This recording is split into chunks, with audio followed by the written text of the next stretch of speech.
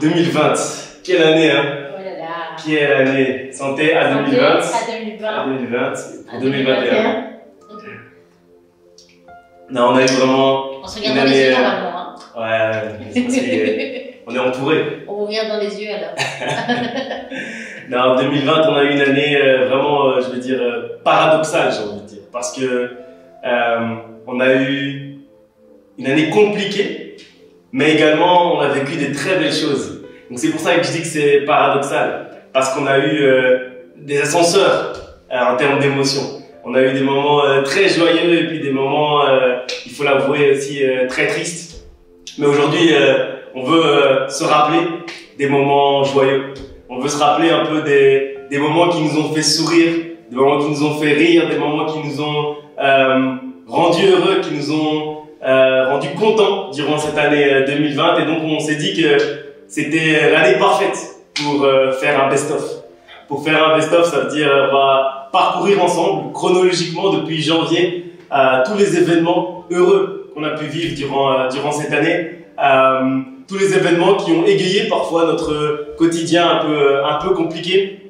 Et donc voilà, c'est ce qu'on va faire durant quoi, 45 minutes, peut-être 1 heure, je sais pas trop, ça dépendra du nombre de séquences qu'on aura. On va parcourir ensemble tous ces moments qu'on a vécu durant cette année vraiment spéciale. Parce que ce qu'on peut dire en tout cas, c'est que l'année 2020, ça a été une année comme jamais il n'y a eu auparavant. Ça a été une année bouleversante. Bouleversante à tous les niveaux. Qu'est-ce que tu en penses? Oui, non, c'est vrai, effectivement. Moi, j'avais mis le mot mitigé, non, mais bouleversante, c'est mieux parce qu'en fait, on a eu toutes des émotions, mais vraiment fort accentuées. Donc, c'est bouleversante, c'est exactement, c'est le mot parfait. Je pense que c'est le mot, ça va être le mot de l'année bouleversante. Et cette année, elle a commencé avec, comme d'habitude, notre fête du Nouvel An. Mais, encore une fois, cette fête du Nouvel An, elle était aussi spéciale. Parce que on a mangé ensemble, et puis après on a eu notre culte évidemment, et après notre culte on a continué avec une soirée dansante mémorable, et on vous remet quelques images de notre soirée du Nouvel An. Tu te rappelles de la soirée du Nouvel An? Oui, je m'en rappelle. C'était comment? C'était magique. Moi, mon meilleur moment, je sais pas pour toi, mais c'était quand on a commencé à danser. On avait notre animateur de salle, hein, Monsieur Kamba. C'était, faut dire qu'il est quand même fort celui-là. Hein. Un vrai animateur. Bon, on vous remet quelques images, ça va pas durer, mais quelques images de notre Nouvel An de 2019 à 2020. C'est parti.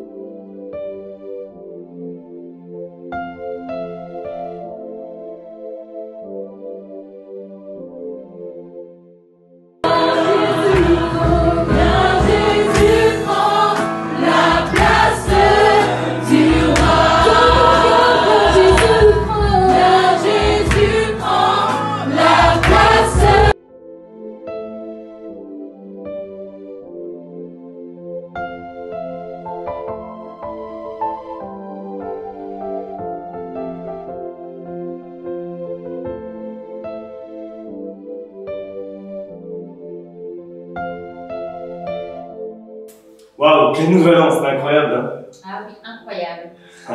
Rien que de revoir les images, je m'en rappelle comme si c'était hier. En fait, ça donne envie d'être maintenant en train de fêter à l'église notre nouvel an. Malheureusement, comme vous savez, à cause du confinement, on ne peut pas. Mais on passe quand même une bonne soirée, malgré tout. On passe quand même une bonne soirée, ensemble, avec vous. On passe une bonne soirée. Oui. De quel événement tu voulais nous parler de 2020? Alors, 2020, donc c'était en mars. C'était, je pense, au début du confinement, on avait eu notre thème qui était s'humilier devant la face de Dieu. C'était un moment vraiment particulier parce que, voilà, comme on était confinés, on a dû un peu changer nos habitudes parce que quand on fait des programmes de prière, généralement on est habitué à aller à l'église, mais si on devait changer, donc on s'est tous rassemblés ici dans notre maison. On s'est organisé avec des frères et sœurs, toujours en respectant bien sûr les mesures sanitaires, et on a prié ensemble, et vraiment j'ai senti la présence de Dieu. C'était vraiment un moment très fort. Ouais, c'était vraiment un moment en fait où on a senti que des choses se débloquaient. Oui. On a senti que des choses se débloquaient dans notre vie durant cette journée de prière du 14 mars.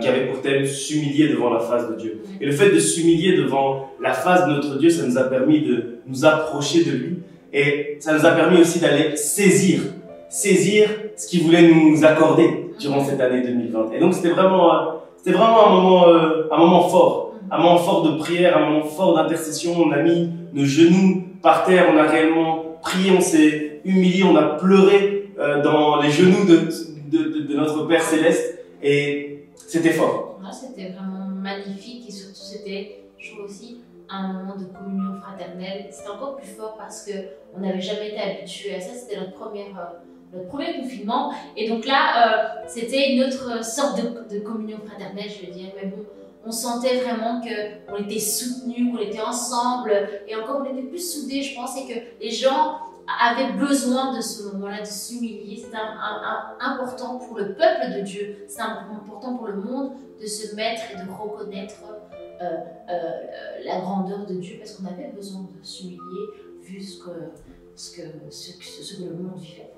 Ouais, non, c'est clair. Et le fait en fait d'être dans la difficulté, je crois que ça nous a soudés réellement encore plus fort. Et après ça, on a remarqué aussi un regain d'énergie, un nouveau vent en fait qui a soufflé sur l'église. À partir de mars, on a réellement senti un vent nouveau qui a soufflé sur l'église, et c'était quelque chose de fort. Dieu a vraiment parlé à son assemblée, et il a soufflé un nouveau vent, il a envoyé une nouvelle option, il a envoyé un nouveau zèle. Et je crois que c'est intéressant de le regarder, de jeter un œil. On va regarder un peu quelques parties assez fortes. Évidemment, c'était long, hein, c'était une journée complète, donc on ne peut pas tout vous passer, mais on vous met une petite séquence. C'est parti.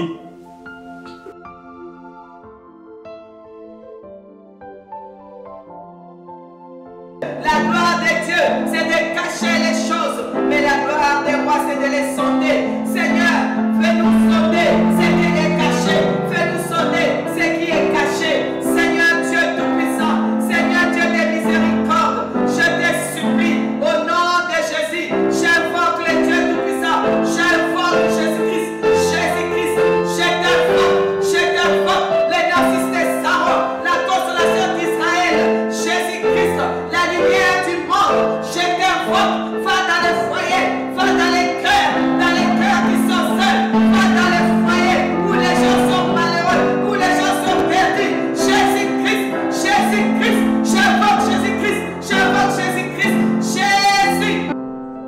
Nos enfants seront enseignés dans le Seigneur et auront une grande paix au nom tout-puissant de Jésus-Christ. Aucun malheur ne viendra dans notre maison, ni accident, ni maladie dangereuse ne s'approchera de notre famille. Genou au nom de Jésus-Christ, car il est écrit, tout genou fléchit dans le puissant nom du Seigneur Jésus-Christ. Le nom de Jésus-Christ a été établi à tout jamais. Il règne en vainqueur, il est assis à la droite de Dieu. Il est le Dieu des dieux, le roi des rois, le Seigneur des seigneurs. Seigneur Jésus-Christ, nous invoquons la puissance de ton nom. Nous invoquons la puissance de ton nom qui déclare que tout genou fléchit devant toi, oh Jésus. Oh, alléluia, merci.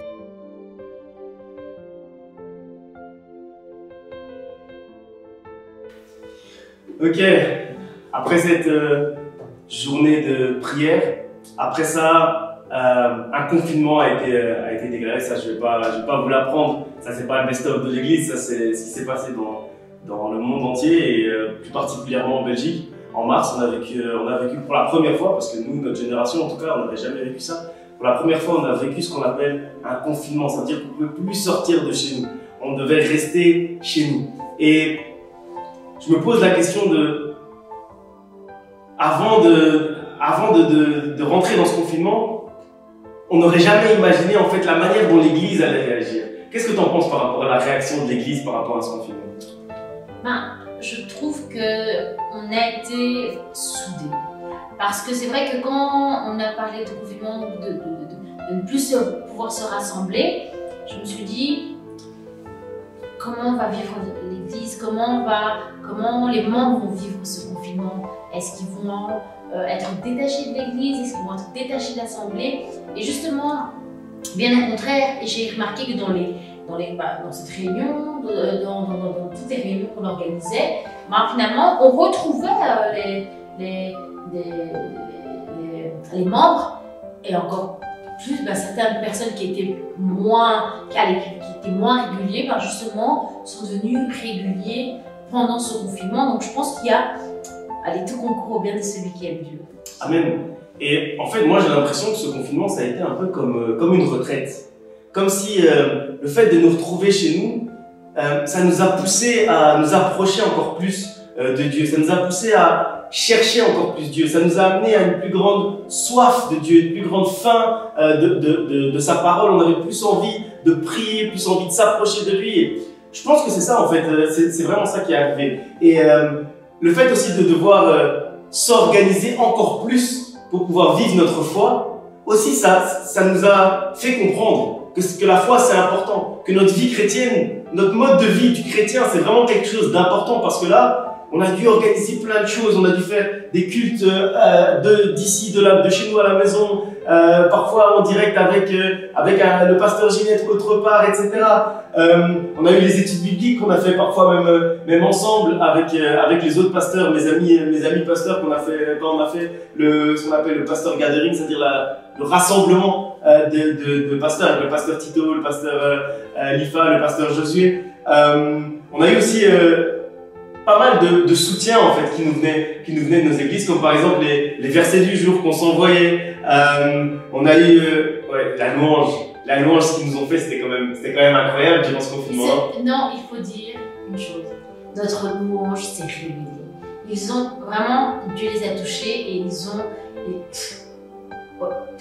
franchement, il nous a amenés dans des temps de prière, dans des temps d'adoration qui étaient vraiment splendides. Et c'est fou parce que c'était filmé à partir de téléphone. Ouais. Et malgré tout, tu pouvais sentir vraiment Dieu te toucher à travers ces servantes. Je dis servantes parce que pour le moment, notre louange n'est composée que de femmes. Appel à candidature. Non, mais vraiment, je voulais rajouter une petite chose, je me permets. C'est que, effectivement, l'Église a dû se réorganiser. Et tu nous avais parlé, notamment dans des premières prédications, tu revenais souvent ça avec le fondement qui a été ébranlé, et nos habitudes qui ont été ébranlées. Et je pense que ça aussi, ça a eu un impact sur les membres, nos frères et sœurs. Pourquoi? Parce qu'en fait, on se disait toujours, le dimanche, quoi qu'il arrive, l'église sera ouverte. Quoi qu'il arrive, bon, si j'ai envie d'y aller, j'y vais. Et là, en fait, le besoin de vouloir être dans la maison de l'Éternel,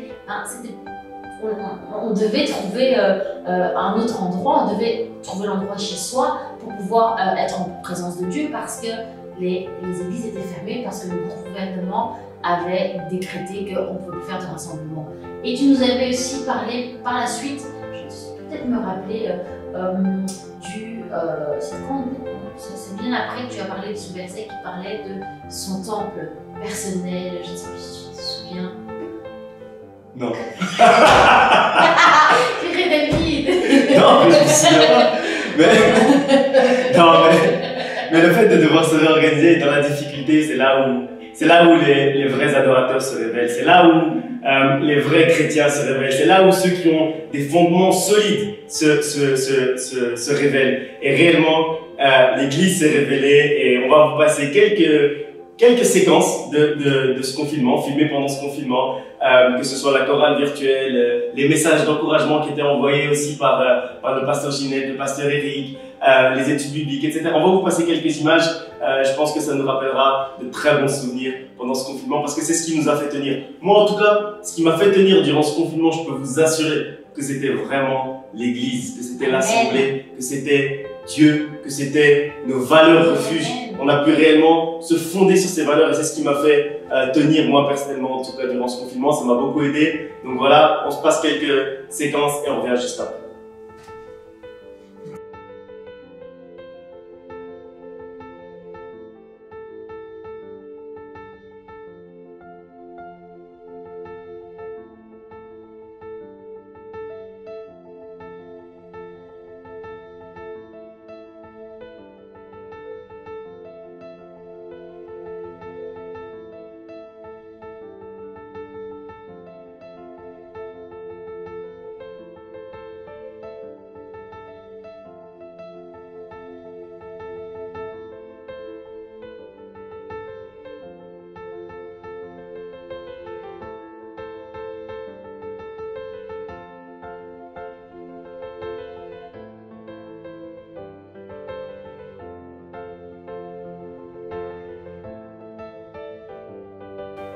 Alors, pasteur, moi, un moment qui m'a marqué également, c'était notre retour à l'église après le confinement. Tu te rappelles de la date?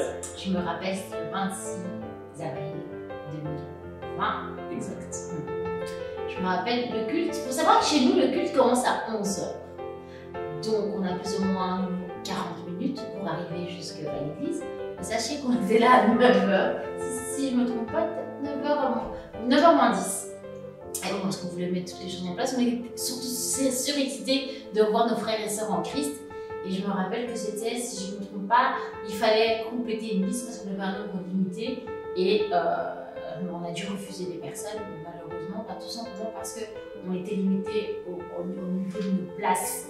Et ce que j'ai remarqué, c'était la joie qu'on avait de se retrouver. C'était vraiment merveilleux.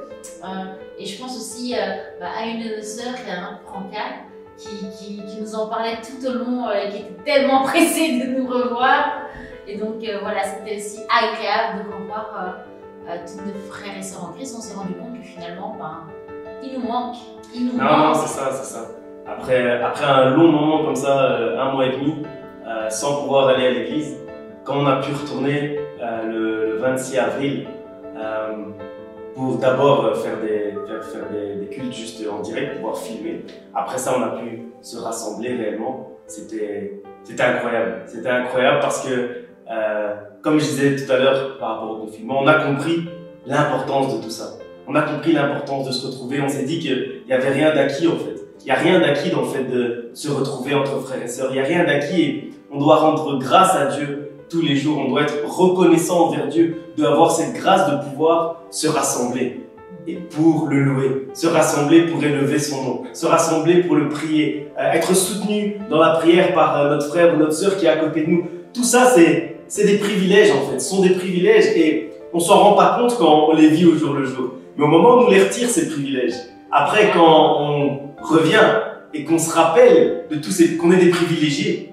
là on sent la joie qui monte en nous, la joie en fait d'être des privilégiés tout simplement, d'être aimés de notre Dieu, d'être dans le cœur de notre Dieu et réellement c'était un moment merveilleux ce retour à l'église, même si après on a dû encore quitter, puisque là encore maintenant on peut pas aller. On se met dans le programme. Mais malgré tout c'était un moment vraiment merveilleux. Vraiment merveilleux. On se remet quelques images de ce premier culte où on s'est retrouvés après un trop long confinement et on se retrouve juste après.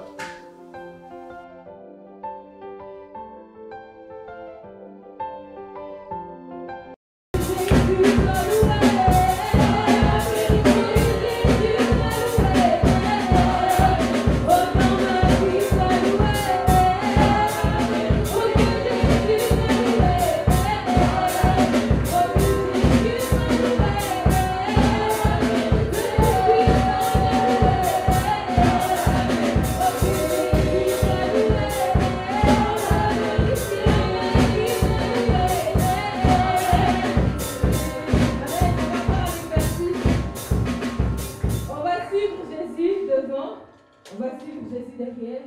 On va suivre Jésus à gauche. On va suivre Jésus à droite. On va suivre Jésus en haut et on va suivre Jésus en bas. Amen.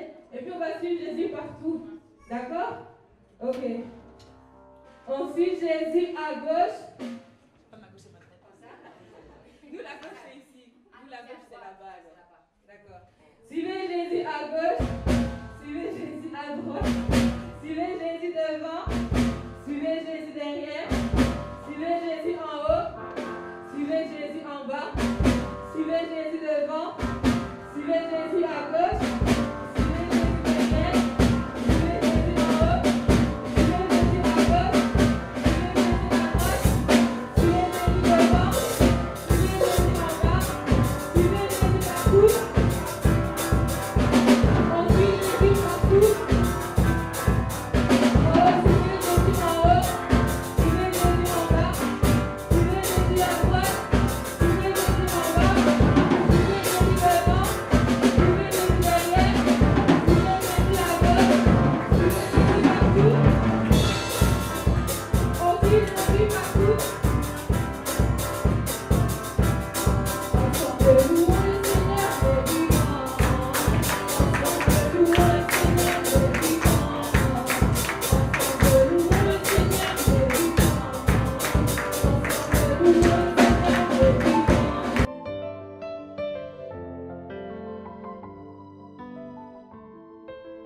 Waouh, quel retour à l'église, hein? Quel retour à l'église.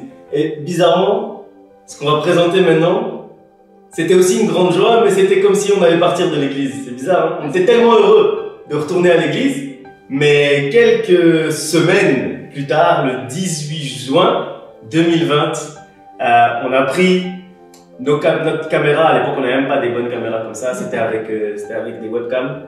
On a pris quelques webcams, avec des webcams, on s'est mis là-bas dans notre salon, et on vous a annoncé une grande nouvelle. Une grande nouvelle pour notre assemblée. C'était quoi cette grande nouvelle? Le déménagement au centre de la promesse. Là où Dieu nous avait promis de nous amener, il nous a amenés. Pourquoi? Parce qu'il est fidèle. Il nous a amenés dans sa fidélité. Il a choisi de se dire, je ne vais pas laisser mes enfants vivre cette année 2020 juste avec des moments difficiles. Je vais aussi leur donner une raison pour se réjouir. Je vais aussi exaucer ma promesse envers mes enfants, envers mon assemblée, envers la Nouvelle Jérusalem de Fleurus qui, en entrant dans sa terre promise, est devenue le centre de la promesse. Et donc on vous remet ce passage qui était très émouvant pour nous et qu'on a dû recommencer d'ailleurs plusieurs fois à l'enregistrement parce que maman pasteur était très émue. Et on vous remet donc cette annonce du déménagement au centre de la promesse. Mais voilà, pas oublier, c'est les aléas. Les aléas du direct. Ce que je voudrais dire, c'est que n'oublie pas, surtout qu'avant d'annoncer ça, on a eu notre best-of avec les visites au moment où on a visité le bâtiment. Du centre de la promesse. Donc il y a eu ça aussi, où on a dû recommencer plusieurs fois les vidéos, où on a dû chercher le bâtiment, le retrouver. Et quand on a franchi le pas dans le centre de la promesse, qui était à l'époque un bâtiment vide, on a directement su que c'était là où, dès qu'on est rentré à l'intérieur, on a eu tous les deux cette sensation. C'était à nous et c'était la terre promise. Et donc, si je me fais plus couper, c'est parti pour l'annonce du centre de la promesse.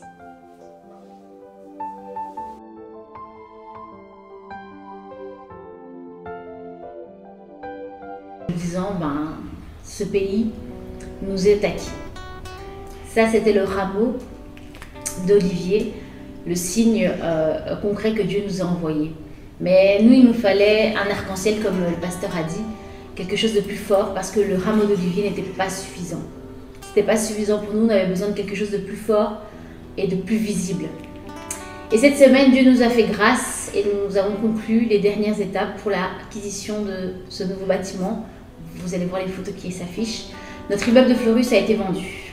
L'offre pour le nouveau bâtiment a été acceptée. Je suis vraiment contente de vous dire ça. Le crédit pour le nouveau bâtiment a été octroyé par la grâce de Dieu. Vraiment, on a vu sa main, je vous le dis. C'est une grande victoire, c'est une bénédiction que j'imaginais pas comme ça. Vraiment, c'est au-delà de toutes nos espérances et c'est même au-delà de ce qu'on a pu demander à Dieu. Tu m'arrêteras, pasteur, si j'exagère, mais vraiment, c'est plus que ce que vous pouvez imaginer. Ouais, je pense que vous voyez les photos, les vidéos qui s'affichent.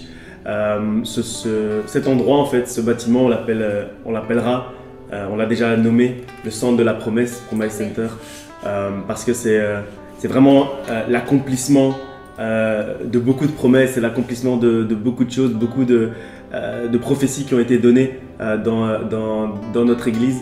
Et c'est le nom que Dieu nous a demandé de donner pour ce bâtiment. C'est la manière dont on l'a consacré aussi pour Dieu. Le centre de la promesse, c'est le centre où il représente l'accomplissement de la promesse, mais on a aussi la conviction que beaucoup de promesses pour chacun d'entre vous vont s'accomplir aussi dans ce bâtiment. Et c'est la raison pour laquelle Dieu nous a donné ce nom, le centre de la promesse. C'est l'accomplissement pour ceux qui sont à l'église depuis longtemps, vous savez que c'est l'accomplissement de beaucoup de promesses. C'est l'accomplissement de beaucoup de prophéties qui nous ont été faites. Et je crois qu'il ne pouvait pas porter un autre nom si ce n'est le centre de la promesse.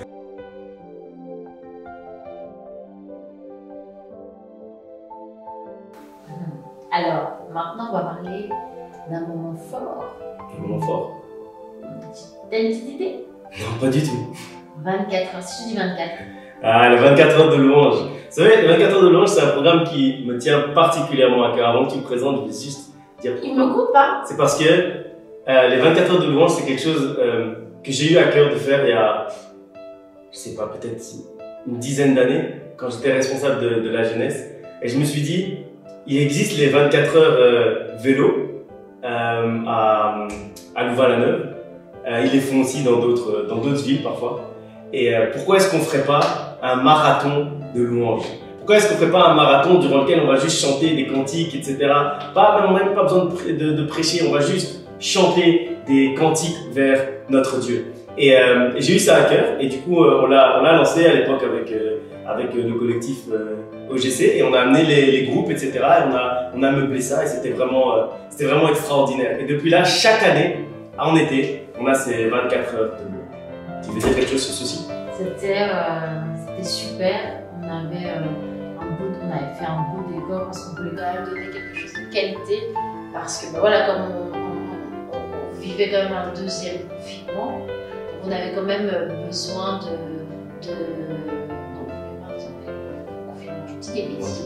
on est toujours confinés, donc on ne pouvait pas se rassembler comme d'habitude en fait pendant 24 heures, être tous ensemble. Donc on était ici, on faisait des tournements, je me rappelle, et c'était juste magnifique parce que moi je venais d'accoucher, donc j'ai pas pu vraiment être là tout le temps. Et je me rappelle que je me suis endormie avec la louange, réveillée avec la louange, et c'est juste puissant en fait. Ouais, c'était un moment fort encore une fois, un moment fort de cette année 2020. Je sais que beaucoup d'entre vous l'ont vécu directement sur leurs différents écrans parce qu'on ne pouvait pas se rassembler à autant pendant si longtemps.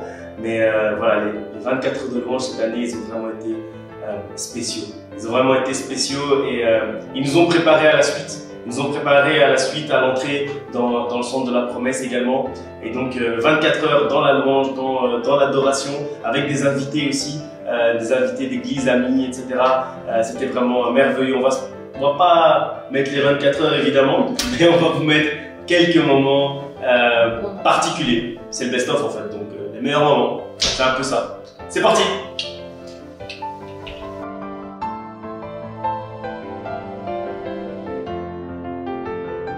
Un parfum de valeur, un parfum de valeur sur toi est répandu, sur toi est répandu.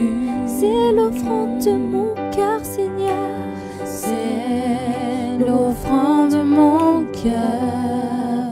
Je suis à toi, je suis à toi, Jésus. Un jour, mon tour viendra. Mon Dieu se souviendra. écoute-moi, un jour il exaucera ma prière. Quoi qu'on dise, protège la vision avec passion. Oh, quand tu sais de toute ton être que ce rêve ne vient pas de toi. Les ténèbres ont reculé.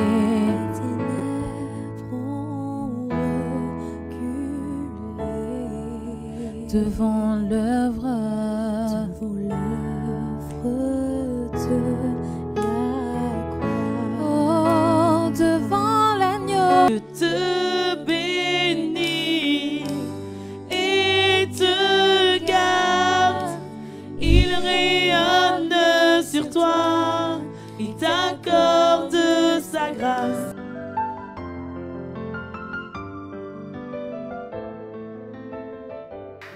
Ok, c'était vraiment cool les 24 heures de monde.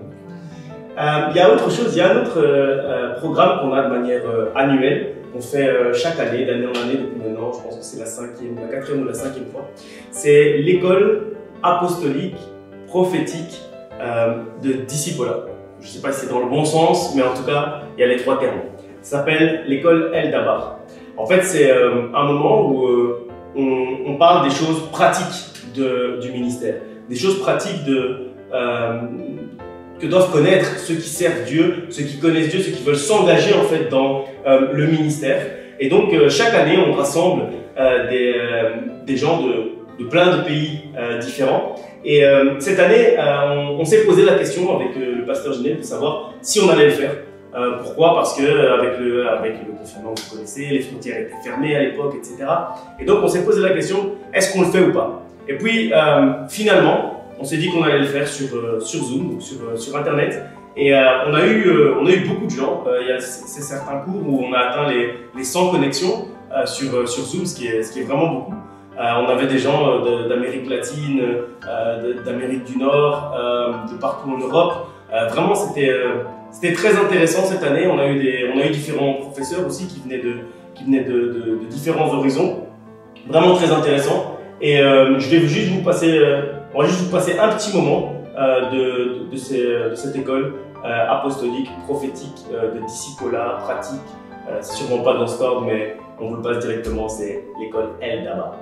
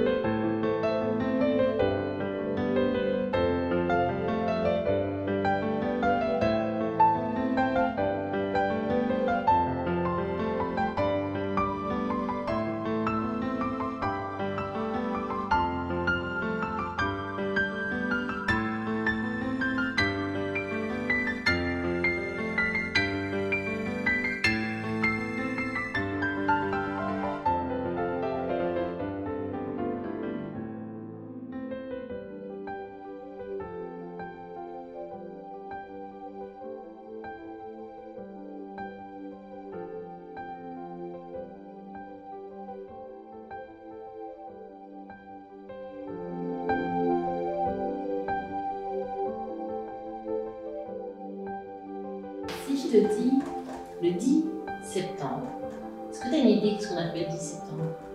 Le 10 septembre, les enfants ne sont pas rentrés à l'école, ils étaient déjà rentrés une semaine avant.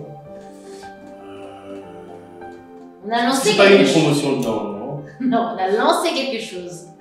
Ah, le salon du pasteur! Le salon du pasteur. Le salon du pasteur. Alors ça, c'était un projet, on y réfléchissait depuis quelque temps, on se demandait quel nom on allait lui donner, quel allait être le concept. Et le 10, avant quelques brouillons, parce que le pasteur nous a envoyé quelques petits brouillons, quelques petits appelle ça, des petits concepts. Et ben, le 10 septembre 2020, on a lancé le salon du pasteur. Tu peux nous en parler? Ouais, je vous en parle, bien sûr. En fait, comment l'idée a germé, c'est pendant les 24 heures de louange. En fait, le salon du pasteur, c'est un peu le petit frère des 24 heures de louange. Parce qu'on était rassemblés ensemble, ok. On était rassemblés, et pendant qu'on était rassemblés, on discutait, etc., on parlait, et puis on se disait, mais avec le matériel qu'on a, puisqu'on utilisait pour la première fois pour les 24 heures de louange, on a utilisé le nouveau matériel de l'église, en tout cas une partie, et donc on regardait tout ça et on se disait, mais est-ce qu'on pourrait pas en faire quelque chose? Est-ce qu'on pourrait pas l'utiliser d'autres manières, etc. Et puis petit à petit, l'idée a commencé à germer, et puis après, bon, tout le monde est parti. Moi, j'ai commencé à écrire quelques concepts, et puis j'ai rassemblé un petit groupe. Je leur ai envoyé les concepts, ils ont fait des commentaires, des remarques, on a avancé comme ça. Et puis finalement, on est arrivé à ce concept du salon du pasteur, et je dois avouer que ça a bien pris. Et je remercie d'ailleurs chacun d'entre vous d'avoir regardé, écouté, partagé, regardé une deuxième fois, envoyé à des amis, etc. Parce que vraiment, on était étonnés en fait par le nombre de vues. Honnêtement, nous, quand on fait quelque chose, quand on lance une idée comme ça, j'ai failli dire on s'en fout, mais je peux pas le dire, donc je vais dire on s'en fiche du nombre de vues, du nombre de personnes qui va regarder. Au final, on se dit si le message est passé, il est passé, on regarde jamais. Mais là, c'est carrément les gens qui nous contactaient, des amis, etc., qui disaient « Ah, j'ai regardé ton émission, c'est vraiment bien, et t'as vu le nombre de vues, t'as vu comment ça a pris, etc. » Et puis après, finalement, du coup, on regarde un peu le nombre, on se dit « Ah ouais, quand même, les gens ont quand même accroché. » C'est un impact. Non, ça a un vrai impact. Beaucoup de gens de mon entourage qui sont pré-chrétiens, qui connaissent pas encore Christ, ils m'en parlent de ce salon du pasteur, et je pense que on est au début, on est aux prémices, mais Dieu va faire de grandes choses à travers cette émission, je pense. Ouais, vraiment, moi, comme tu l'as dit, hein, je vais souligner. Manuel est vide. Je vais souligner le fait de se dire qu'on n'attend pas un nombre de vues, on ne veut pas être des stars, des choses comme ça. Je pense que quand on le faisait, même nous quand on le faisait, c'est un bon moment en fait. Parce que c'est une chouette ambiance, parce qu'il faut savoir quand même que le salon du pasteur, on le termine à des heures incroyables. Petite anecdote, quand même, je dois me dire, un petit big up au pasteur Tito qui nous a fait attendre jusque 3 heures, non, jusque 22 heures pour se rendre compte qu'en fait, il avait inversé les dates et donc on a dû refaire un programme. Heureusement, par la grâce de Dieu, on a vite pu faire des choses, mais voilà, on s'est retrouvés finalement. Dommage qu'il n'y avait pas une caméra parce que. Jusque 2 heures du matin, on a tourné jusque 2 heures du matin, ça c'était la deuxième émission. Et on a pas mal d'anecdotes. Et c'est vrai qu'en fait, comme tu dis, c'est juste un bon moment de communion fraternelle avec des frères et sœurs. On passe un bon moment. Évidemment, vous voyez ceux qui sont devant la caméra, mais aussi ceux qui sont derrière. Et donc, on rigole beaucoup, on s'amuse bien en fait pendant une longue soirée, voire une longue nuit. On s'amuse et puis après, c'est le samedi en plus qu'on tourne. Donc après, le dimanche, on va à l'église, c'est un peu fatigué. Je prépare ma prédication un peu pendant la nuit comme ça, les yeux à moitié fermés. Je prie les yeux à moitié fermés. Mais au final, franchement, c'est un bon moment qu'on passe. Et puis après, si ça plaît aux gens qui sont autour de nous, et surtout, pas seulement si ça plaît, mais si ça touche des cœurs, si ça gagne des âmes, c'est ça l'objectif. Allez, on se remet quelques séquences des 2 émissions du Salon du Pasteur.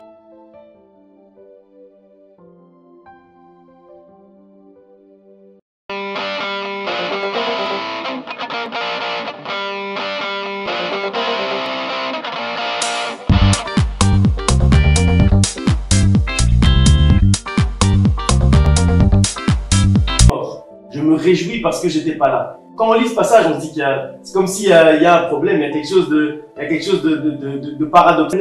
Les modes d'action de Dieu, de comprendre la manière dont Dieu agit, pour ne pas être déçu quand on n'a pas exactement ce qu'on veut, parce qu'en fait, ce que Dieu nous a donné, c'est quelque chose d'encore plus grand.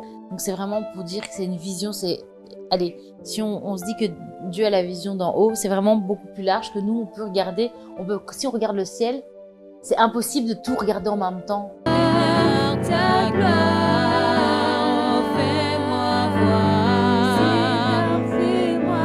Donc voilà, moi je vais vous faire part d'un témoignage sur la manière dont Dieu a agi dans ma vie. Et j'aimerais bien qu'on fasse une IRM du cerveau, si tu veux bien, parce que j'ai l'impression qu'il y a aussi des lésions au niveau de ton cerveau.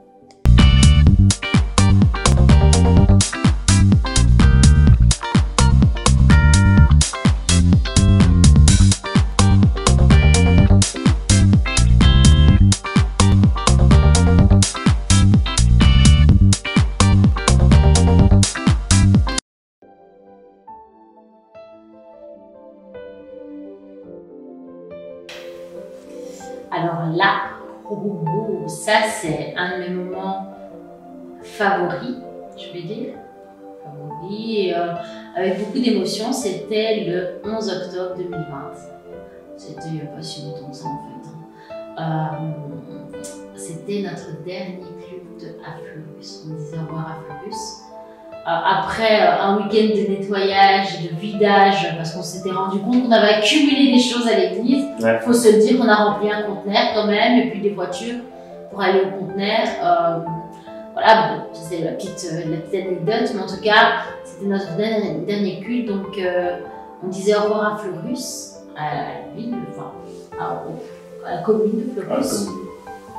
Et aussi à ce bâtiment qui nous a accueillis pendant 15 belle année. Hein. Ouais, non, c'est ça. On a vécu des moments vraiment merveilleux dans ce bâtiment. On a vécu des moments merveilleux en tant que la Nouvelle Jérusalem de Fleurus. C'était super. On dit qu'il ne faut jamais oublier là d'où on vient et ce qu'on a vécu avant. Et on a vécu vraiment des moments magnifiques dans ce bâtiment. Et ce dernier culte, c'est pour ça aussi qu'il avait une connotation particulière. C'est pour ça qu'il était rempli d'émotions, qu'on avait à cœur de bien le faire aussi, ce dernier culte. Et puis après, dans ce dernier culte aussi, on a eu des témoignages. Des gens sont venus et ont témoigné de ce qu'ils ont vécu dans ce bâtiment. Et on peut avoir l'impression qu'un bâtiment, c'est juste un immeuble, c'est pas très important, mais dans les murs de ce bâtiment à Fleurus, il y avait quelque chose, il y avait de l'émotion, mais également dans le sol, on avait mis nos vœux. Et donc, du coup, ce 11 octobre, là aussi, on a refait des vœux pour entrer dans le centre de la promesse. Et tout ça, c'est des choses qui nous ont touchés durant cette année 2020. Je propose qu'on se mette quelques images de ce dernier culte du 11 octobre 2020.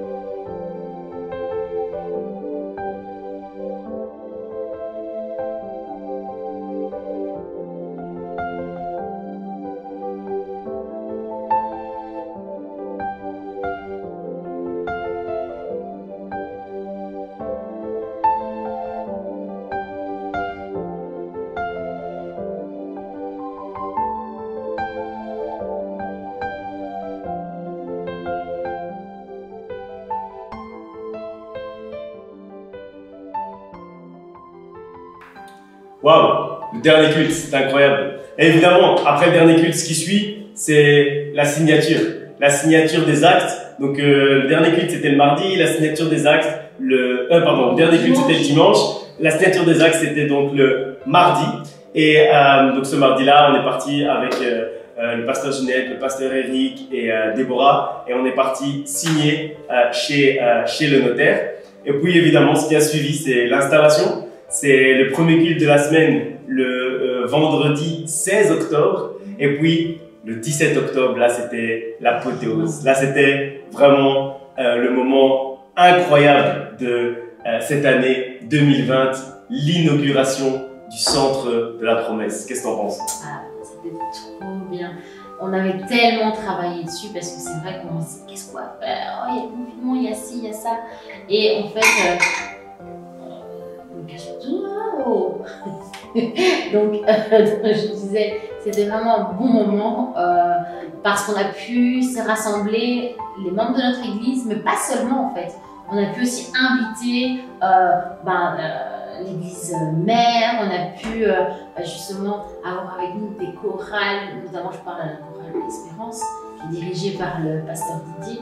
Maestro. Maestro, franchement, il porte bien son nom, c'était juste sublime. Sublime, et notre louange aussi a fait une performance. Vraiment, on a senti vraiment que Dieu travaillait à travers elle, et on a eu quoi? Des nouveaux. Ouais, c'est ça. Il y a eu. D'abord, il y a deux choses. C'est que c'était une célébration incroyable. On a eu des. En fait, on a invité les gens qui sont passés. C'était seulement des amis, mais des gens en fait qu'on considère comme des gens de la famille. Tous ceux qui sont passés, tous ceux que vous avez vus sur la scène, en fait, on n'a même pas réfléchi à choisir. On n'a même pas contacté des gens qu'on connaissait pas, etc. Non, on a juste pris la famille. On a pris la chorale Espérance. On a pris Noémie. On a pris Hervé. Qui a chanté encore les Winners. Après ceux qui ont parlé, évidemment, le Dove, pardon, évidemment le petit, le Bishop Jean, le pasteur Didier, le Bishop Adama. Voilà, toutes ces personnes, en fait, c'est juste des gens qui nous tenaient à cœur et on était obligés. C'était logique de les avoir avec nous parce que quand on est une famille et qu'on célèbre un événement, qu'on fête, bah on invite les gens de notre propre famille. Et Dieu nous a fait grâce, c'est que ce 17 octobre, en fait, on a encore pu rassembler. C'était encore possible à ce moment-là de se rassembler et Dieu a permis qu'on puisse le faire. Et je disais le jour justement de l'inauguration, je disais que avec Dieu, rien n'arrive trop tôt, rien n'arrive trop tard. Et en fait, on n'aurait pas pu organiser, on n'aurait pas pu signer les actes, on n'aurait pas pu faire tout ça avant. C'était impossible. Le seul jour où on aurait pu faire ça, c'était le mardi. Je ne vais pas rentrer dans les détails, là c'est juste le best-of, mais je l'ai déjà dit à l'inauguration, c'était pas possible de le faire avant ça, signer les actes. C'était pas possible de faire l'inauguration avant ça. C'était pas possible de signer les actes après ça. Et c'était pas possible de faire l'inauguration après ça parce qu'après, il y a eu des nouvelles mesures, la pandémie est revenue à la hausse, etc. Donc, le seul moment où on pouvait faire tout ça, c'était le moment où Dieu l'avait prévu. Dieu avait préparé ce jour, il avait coché la case dans son agenda, il avait dit le 17 octobre 2020, mon église, mon assemblée va célébrer mon nom pour inaugurer, pour dédicacer, pour dédier ce bâtiment à l'avancement du royaume de Dieu, le centre de la promesse. L'inauguration, c'était ce 17 octobre 2020. On se met quelques parties, mais c'était très difficile de choisir les meilleurs moments de l'inauguration parce que tous les moments étaient bons. Alors on a quand même dû choisir, on a mis quelques éléments ensemble et on vous les fait passer maintenant et on se retrouve juste après.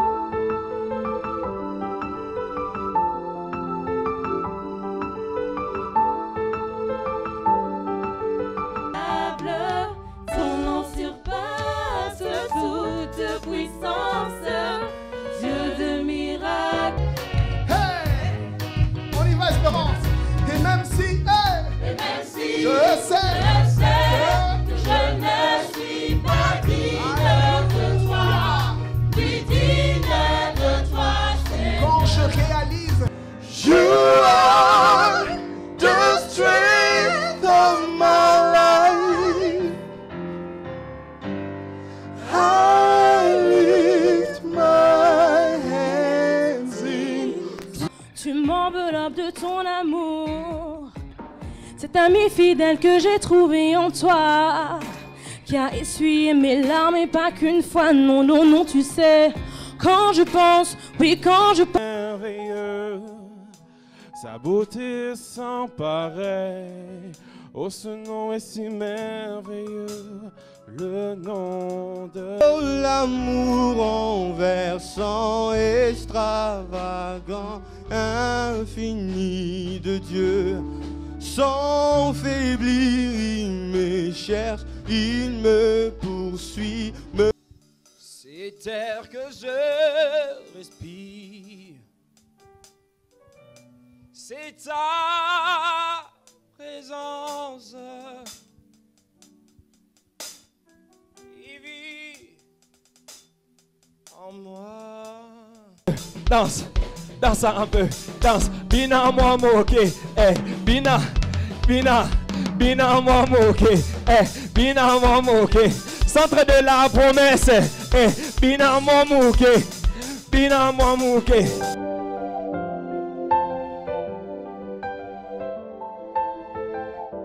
Alors, on va retourner en arrière, mais pas tant que ça, parce qu'on va aller aussi descendre. 6 décembre. Ouais. Ça me fait penser à quelque chose. À quoi? Je sais pas, un gars avec une mitre, comme on dit. Saint-Nicolas. Mais nous, on dit la fête des enfants. La fête des enfants. Et alors, donc, il y a une idée qui a germé dans la tête de certaines personnes. Et vraiment, on veut dire merci à notre responsable, notre directrice de l'Écodine, Astrid. Une directrice incroyable, ma directrice. Un don, elle a un don pour les enfants. Et donc, elle est partie dans la maison de chaque enfant, leur déposer un paquet de bonbons et leurs cadeaux. Et c'était juste un moment magique. Donc, pour ça, Astrid, si tu nous regardes, bien sûr, tu nous regardes, on te dit merci. Tu as un talent pour les enfants, vraiment. Que Dieu continue à t'utiliser comme ça parce que ça a été, je pense, on peut le dire quand même, un des meilleurs moments. Ouais, non, vraiment, c'était. Parce que les enfants en avaient besoin. Toi, t'as vu la vidéo. Moi, j'étais sur place parce que bon, oui. c'est une très bonne directrice, mais elle sait pas encore conduire. Alors du coup, je l'ai amené. J'étais juste là pour faire son chauffeur et son caméraman durant cet événement, durant cette action plutôt. Et donc, je l'ai amené dans les maisons de chaque enfant et vraiment sur le visage de chacun des enfants. Déjà, quand juste l'enfant voyait Astrid, déjà les enfants étaient contents parce qu'ils se rappelaient de tous les bons moments de l'école du dimanche, etc. Donc l'enfant était déjà content. Mais après, donc elle mettait toujours vous allez voir sur les vidéos, elle mettait le cadeau derrière comme ça. Dès qu'elle sortait le cadeau avec le paquet de bonbons, les yeux de l'enfant s'illuminaient et c'était juste merveilleux de voir ça. On a fait ça juste après un culte le dimanche. Et donc c'était fatigant, on n'avait pas mangé ni rien. Mais en fait, juste le fait je disais à maman pasteur, en rentrant, après je l'ai appelé, et je lui ai dit en fait, voir ces enfants tellement heureux, contents avec leur grand sourire, c'est comme si je n'étais pas fatigué, c'est comme si j'avais pas faim. Bon, après, quand je suis rentré, j'ai très bien mangé une bonne raclette, mais avant ça, vraiment, j'étais bien pendant tout ce moment parce que je voyais les enfants qui étaient heureux et c'était juste magnifique, vraiment merveilleux. Dis-moi, est-ce que tu as filmé les moments parce que tu m'as aussi indiqué que Astrid avait croisé pas mal de chats. C'était un peu spécial, il faut savoir qu'elle a peur des chats, notre directrice, et donc quand on arrivait dans des endroits, je ne vais pas citer le nom des maisons, mais où il y avait beaucoup de chats, etc., elle allait un peu en arrière. Heureusement que j'étais là pour l'encourager et lui dire tu peux y arriver malgré les chats. Et aussi, on s'est trompé aussi d'une maison, donc on a sonné, on est venu pour tel enfant, cet enfant n'est pas ici. Et donc c'était un peu spécial, mais ça on l'a pas mis dans la vidéo, on vous a seulement mis la distribution. Et donc on regarde cette distribution et puis on se retrouve juste après pour la conclusion.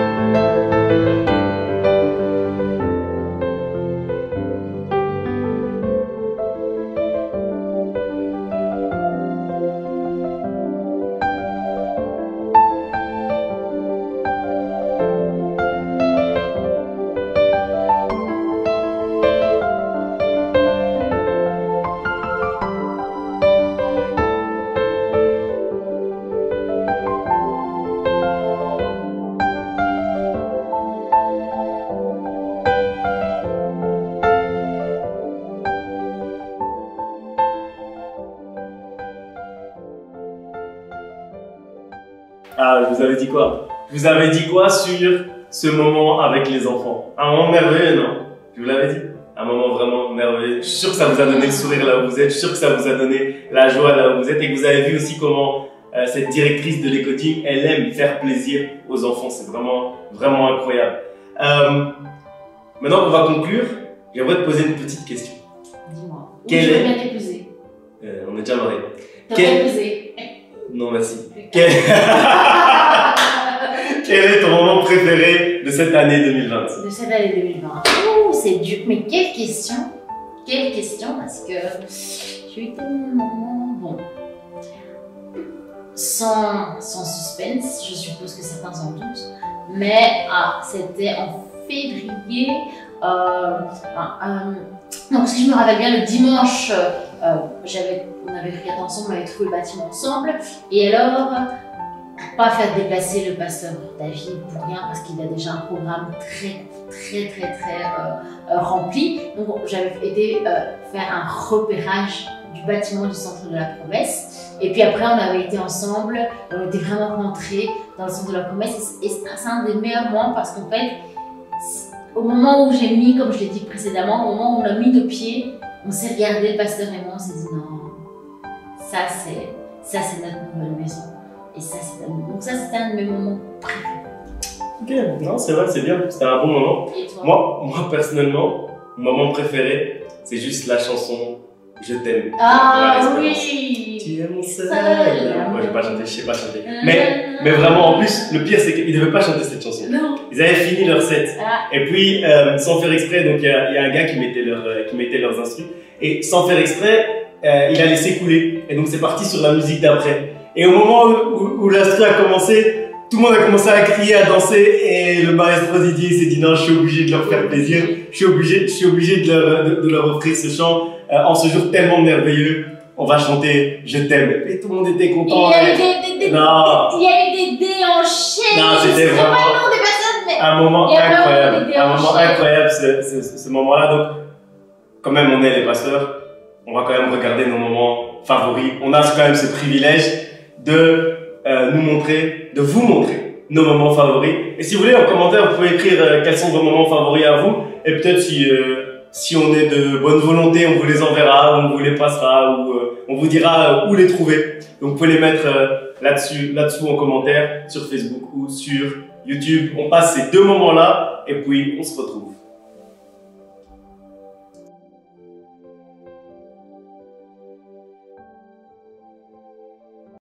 On y va! Je ne trouve pas les mots. Les mots pour te Les dire mots pour te dire combien je te suis et ce que je ressens et ce que je ressens pour du toi. fond de mon Viens cœur. du fond de mon cœur. Alors, Alors je veux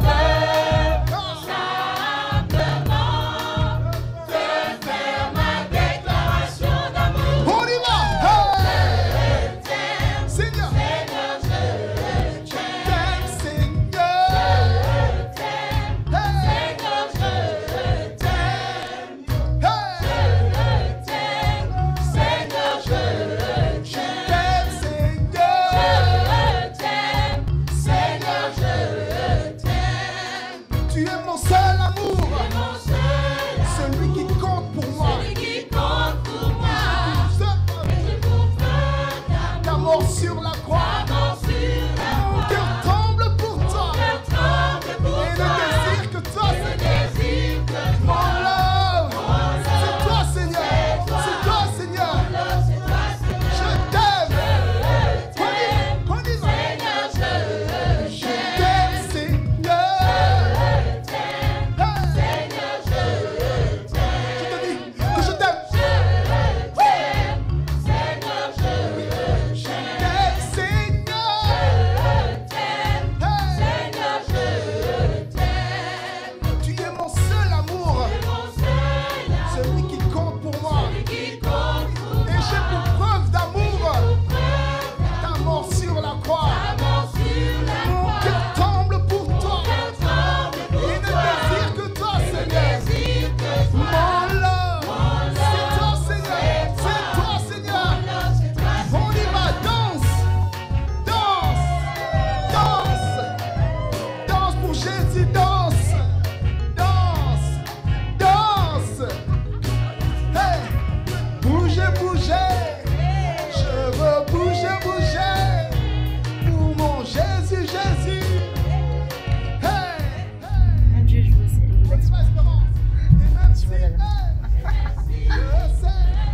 tu te sens? Je me sens Stressée? stressée. Alors où sommes-nous? J'ai ma place carré, je vois. C'est les membres. Amen. Voilà.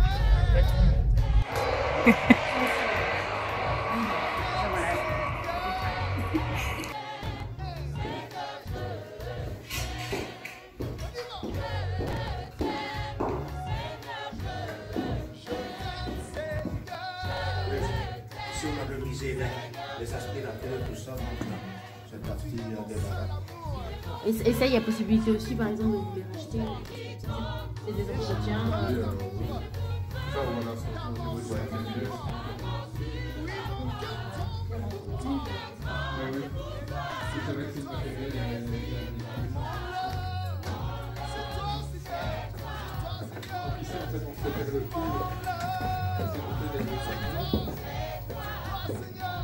J'ai pris matériel audiovisuel.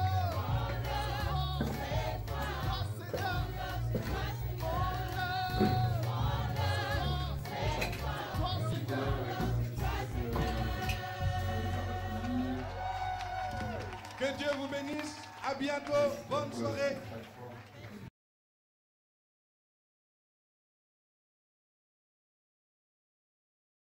Ben voilà, on est à la fin de notre programme, du moins du best-of. Voilà, j'espère que vraiment vous avez apprécié les moments qu'on vous a rediffusés. J'espère que ça a ranimé en vous des souvenirs merveilleux. Donc voilà, j'espère que toi aussi t'as pris du plaisir, Pasteur. Ah ouais, moi franchement, c'était vraiment un moment merveilleux, mon Pasteur.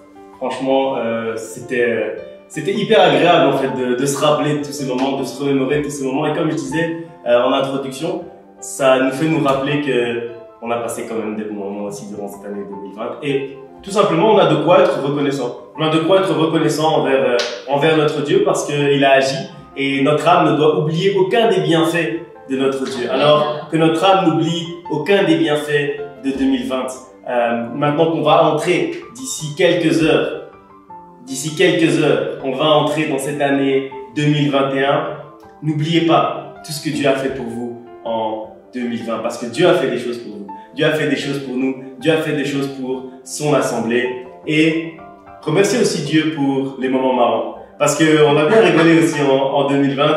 Et on va vous laisser avec une petite compilation des moments rigolos. On appelle ça un bêtisier, c'est ce qu'on dit à la télé. Nous aussi, on va appeler ça un bêtisier. Le bêtisier 2020 de la Nouvelle Jérusalem, centre de la promesse. C'est parti. Je vous avoue que le bêtisier, c'était une idée de Maman Pasteur. Donc désolé pour ceux de qui on va se moquer. On va rigoler ensemble, on va pas se moquer, on va rigoler ensemble. Mais on va quand même rigoler. Certains d'entre vous, vous avez fait des têtes bizarres, vous avez fait des choses bizarres, donc vous avez fait des danses bizarres. Donc on va regarder un peu ce que vous nous avez fait en 2020 et qui nous a fait rire. Et après, on se retrouve pour la suite de notre programme du Nouvel An, de cette veillée du Nouvel An, de cette nouvelle année, de cette... J'allais dire, tu te répètes, mais t'étais fait exprès. De cette bonne année. Bonne année. On se retrouve après. Bye.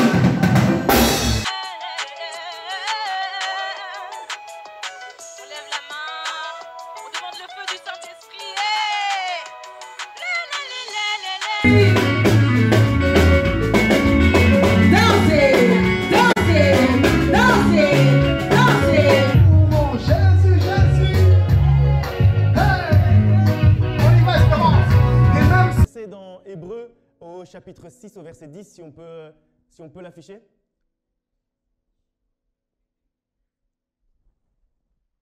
Si on peut...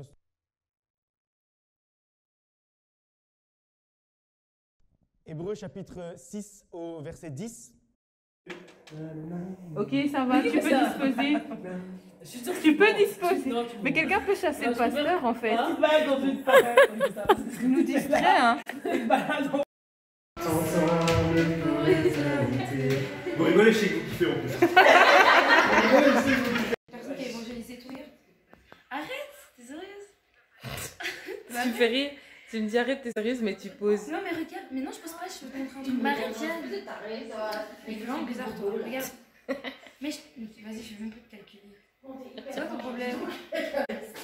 Arrête.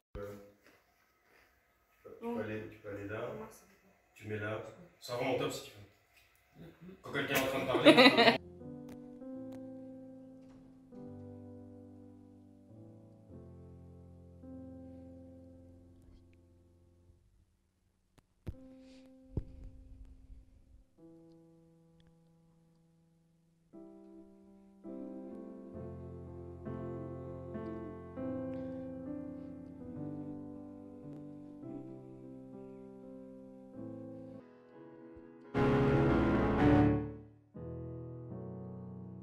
Le Dieu de Victor. Je suis Aurélie de la Nouvelle Jérusalem de Fleurus. Non.